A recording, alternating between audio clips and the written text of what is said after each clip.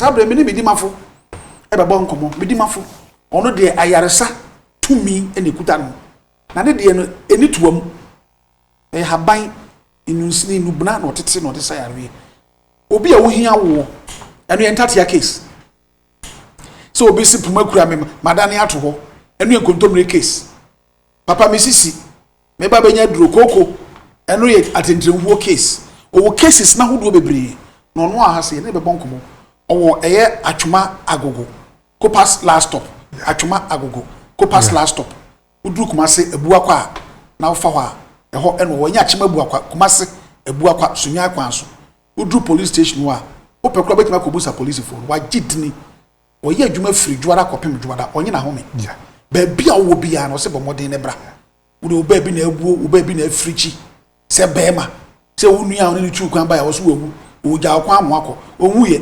bomodin bra bidi mafo be yo drama hoato me da se pi bidi mafo me mo adwo mo akwa ba ye ja otwi adwuma mu nyankopa adum adwuma ye boko otwi edo ba ade ase we de wada Roma my TV so John the Baptist and also TV so Yesu ma bokwan na ma wo so me da se otwi me da wase no wakonya wanya de ama me da etiefo nyina ase me chia lawyer TV ahwefo enyina nso ene anumere mo ankasa mo doctor Bakope Dr. Tam Daso se de edu ebunada eni fiada numere bia mo hweme no na de me ka kire metiefo nyina ene anumere nse entuna baby ya wo enka nkire ye se ekwan ewa ebu akwa agogo Copas last stop ekwan wa se wo Ghana ha baby a wo hweme ene anumere senka onyankopon beye wadom na adepa chan na ahomache wa sole firi wo kete so na wo de wani a kire ebu akwa agogo Copas last stop wa enka enkwagye ene ayaresa ebeye wo dia ewo medimafo heba clinic said adansi ya ekoso we ba na wode ninia aba ene sen se obi ba medimafo heba clinic na oba ne second time a ono nko emba odi obi kufuro ye dey ekan ho na ode na ba efise ayaresa ekoso no me maame me papa wo heme ene anwumere ebi nsi da ebi a wayare ya che wo kini ekomie bebere wo yare na anko asode bia wo hweme nenso wasem nene se wo yi aye ken ye beka na doko nenso ukoduru ha saa na ye dey etie ente saa me pacha oba no mo jatu no finhie dumienu no na babu kire yen se wa chinchi wanante wa chinsan finhie dumienu ba no na yare sa na na onya yare sa ba ebra wote papa bi enka no oba ji tumu ji di se papa ye mate ne nken die anokwa mechine tede senko body yese minko baabia ana mitu obi ankana minkwa enka wanya yaresa babra wono agidi ye empo okonturu ha wo hu se nipa no dozo on to minko hu no osan yegide se medemensa koraso na taade mu a me ho beto me ampa gidi a wonya ye tu sa anamo no nyankopon adum ti insha Allah ebro ko so papa no mu no yesu mu no ne ho ye dai eto no pipa cho wuti wo hwe me ena anwumere wakomie bebre wo ho ento ba anwumere me kanfo me dimafo heba clinic eni Dr. Tam Daso ebra edinkan ya doctor bi apie aba oye bibiduro na onyankopon adom uduru ho na wo hye se maame wo yare die no mienu ebeko ebia uduru wa nopa na nkono ebia maame wo yare die no mienu ebeko Tam Daso no Tam no de atoto no wo pasa fasan ba bia ensuo nka na wo de tena se twen no mienu ampa wo ni yare akan efihia pire to nkwanta amapai ebia maame wo de no nsie ebeko o papa ba bi tena hospital wa na emo nonsia so na ho ide ato ebi emamu de eyemfie aduana na yade ye ba na wotwe ba ko ne yade ato nkwanta pai se wumpo die ye hie ye wanam ontuo se wo be ba me di mafo heba clinic se wugidie se wunya duru ho se wugidie se wunyinie wo beto maami ba ya so ye de na kwakọ se afidiem emfinhia mienu ewo US abrochimem ne ha nyina ne se tabi nyankopon ato ne mansam bebere ena wanya mfinhia adiokson 75 ena ne mu de akoa ena ne mase no ye dibere de ye maye maame mu nkoa mfinhia adiokson enti ba bia ye betene ye maame mu amano no ye betene ye ma no so US okoye bia anye yi maame ti menke wo radio bia ibia so na oba medimafo heba clinic ho maame beduru ho no obu Dr. Abomfia adan na baby mfidi akese wo yadimia kwa anye yi na ha mudimi abaye na mesa kura ba gan he masa kompanyfo ni nyina ho eno nso saa endi ha kura de me de ena me ka kire sama enye wugidi a wugidi wa clinic ha na ena me hio die me hia na wa yese eye anamontuo se wugimi die onyimi die gise bia wudi adunu ko efia na wa anom na wonye bia aduro no so na wo hye bi gu wanimu a me ka kire wo brain se na wotwe mienu ma wo mu akoa na broni entimanfa efinhia mienu anye no wo mu no betene na mami kakra obaje ogiye na ode koye ebe se bosume ba akona mente mami nka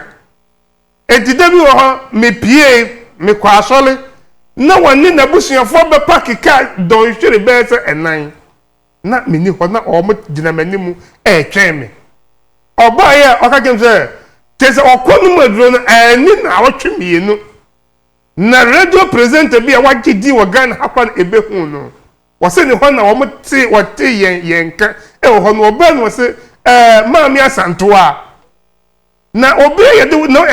efan na wose nya koye o ma be fa ko hia fredi wo a menim se wontimi so ya wo mu akoen wo mu atimi atene no wose makwala aketwa na aye medimafo no me bu na bonfie me katre de se ma company fo no wa kwa brochire me ho antome na ontimi nya hwie ma me nanso me ba ye me benum na adu kra o se me na otwemi no anso my day matene me mu atene na me katre enne anwumre se wa chinchin ache wa nanti ache wa komie bebere ho anto ba medimafo heba Dr. Tam daso e ho na ye bia ye nkura pomanfa ngura wo mpire no ba medimafo heba clinic enne na wo kura poma na wo di aba na eni na otwemie no wo san ba na wo san de poma na ba doctor ka medimedwumadi nyina asi ho ka medimedwumadi nyina asi ho ye mfa poma ngura wo mpire no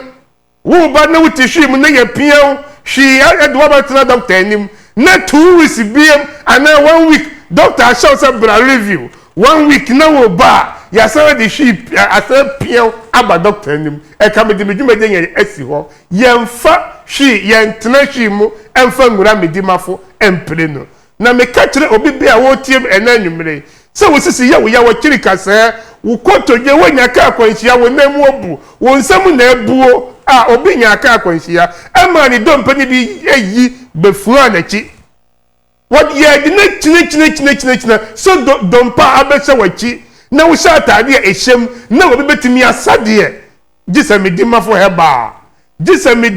heba wonyankopon aye no ebra Israel for aye bone na wo ekeka won na wo ma Mose di aye kobre wo na wo bibia la obepageniti ahwe no na wonya enkwagye na wonya ahotono Jesus a doctor ipe ena wo bia ne kasa abeche na chia obetumi asa doctor me de nansa pe me hwe no ema de kasa na abeche na chinyina ekoi makate metifo da say Dr. Tam dato se meka sama enya no kore ensiye na meka ntro obi aba me clinic da onime obi a wo hwe me ana obi a wo be wura clinic ho ye ba na wo mu ka doctor se dia wasam tie sa na wotie na Tam na be hwe sa papa na ayale se obi se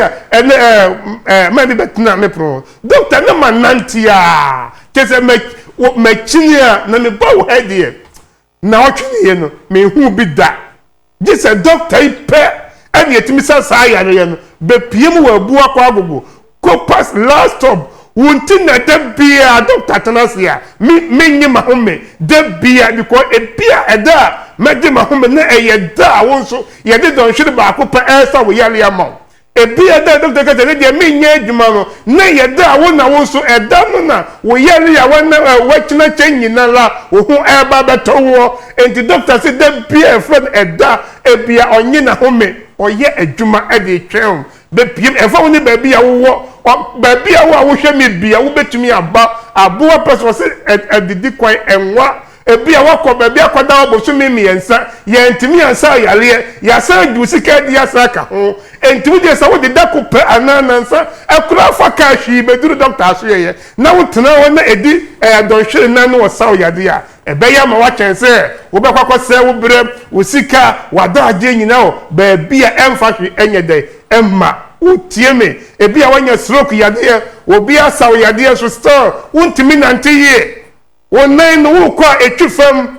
wonsan eda ho amoa akoa wontimi ntenem yie medimafo se yes ye na ye sound stroke yale a wonantie no mpom ye de chen kane na wonya stroke no ye ne sa stroke yade a wotimi to abasa chen kane na wonya stroke no enti obi asa yale na still wonantie no enkoyi a be piem wo headquarters elbiduro mu nyina headquarters Dr. Tam da so and then be na o last ebesi enne that you can say me bominian momo ye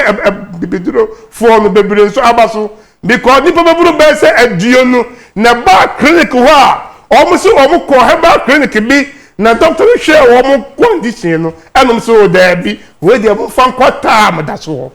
mo fan kwata am da so me pa chaw enko se wo bre na yesan atna fe wo de wa batam da so sim pampa na bra ho prekun be pie ho prekun me dimafo heba clinic wo tie me yale diabetes how enfie bebre diabetes me de na otwemi ensa sa wo yade pressure me de na otwemi ensa to ase ye frɛ pressure fo onka ho me nia be ma me papa ya wo tie me wonya prostate wodunso ententem ye de roba ato bemem wonya prostate cancer woda na joa wo be sorry adunso bebre me patwa mo tie me a mo mamani nyina mo ho ensape me wonya ko po de Dr. Tam da so abre emema na prostate ha wo mo no ye de roba hye obi mfie nsia papa si wa chini echina wo ye ntimi nyi roba yi da bia ehye sa 6 years obepie mo Dr. Tam da so na otwem ye no pe oso okone doctor ha wo hwe ose yade na ma me de roba hye wo no ma hwehwe wo ni paduam esa yare ede eko ene mi yi roba na ede ama okọ free Dr. Tam da so be piem prostate no ebe haw be piem be ma wa shase adwunso ententem uti yawo wo be mem enima enkoyie emmaw nipa bakpo na mekanfo amaw Dr. Tam da so me pacho enfre doctor emisan say doctor witimi sa gonorrhea witimi sa koko witimi sa syphilis witimi sa candidiasis witimi sa prostate wo be a doctor etimi de bosume baako na wotwe mienu wo be a broni fita rejected say kidney mienu nyina asai omre fie mewu ye di 40 days esa na yade na wo ka koko wo ka malaria numu nyina ye entetia case